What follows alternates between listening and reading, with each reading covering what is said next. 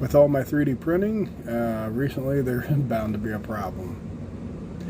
So let me show you what I did. Alright, so this is your heat block or whatever. You can see mine's fairly nasty at this point. It was really hard to get out. Bam, look at that. Somehow my hardened steel nozzle here, I think it's a hardened one, I'm not sure. It is a .04 if you can see that.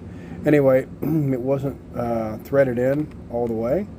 Now when I put this thing in there, I usually bury them down like that, make sure they don't come out. So it looks like what had happened was some filament got out here, started oozing around. It basically covered the whole side here, there, the top, all around over here, and it got everything to the point where it got my thermistor on the side here, just kind of like a thermostat for these.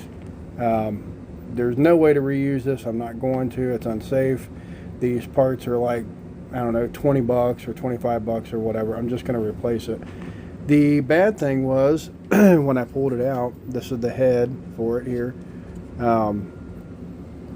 You can see down in here there's all kinds of like scratches and stuff on it. I had to actually pry all this stuff apart. It got in here pretty bad, so be careful when you guys print, man. Always look at that stuff. I caught this one fairly early, I think, but even still, it's you know, this is done, so I won't be reusing this. I can clean up the nozzle, and a quick way that I found to clean up the nozzle is basically just hit it with some heat. And get you some pliers or something and hold this, hit it with some heat. When you hit it with some heat, everything's going to come oozing out of the nozzle itself on both ends.